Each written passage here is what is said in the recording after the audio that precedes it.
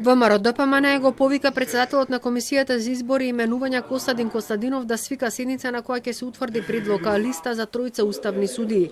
Нема да дозвола да се врши негова партизација преку избор на генералниот секретар Цветанка Иванова и адвокатот Васко Талевски.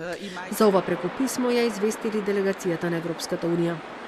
Председателот на комисијата има обврска да ја закаже седницата. Кога ќе ја закаже седницата, ние ќе излеземе со сите забелешки кои што ги имаме и она што веќе неколку денови го дискутираме во јавност.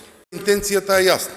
Она што Заев го прави во судството на сите нивоа се случува и со Уставниот суд и ќе биде пораз за државата и Уставниот суд и уставните судии како една највисока гранка во судството во Република Македонија. Председателот на комисијата Костадин Костадинов вели дека не се дадени предлози за уставни судии, а имињата на кандидатите се шпекулација.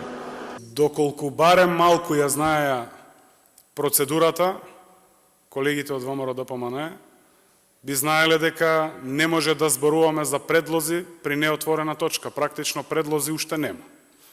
Нема ниту еден предлог за уставен судија. Уставните судии не се бираат со двотретинско мнозинство. И тоа е нешто кое што треба да го знае јавноста. Се бира со мнозинство. Пустата желба на ВМРО ДПМН да го блокира формирањето на Уставен суд нема да успее.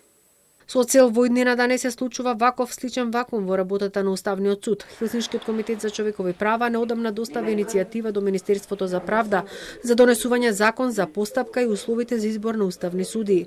Доколку не почне постапка за правно уредување, комитетот предупредува дека прашањето ќе остане неуредено и во следните 7 години.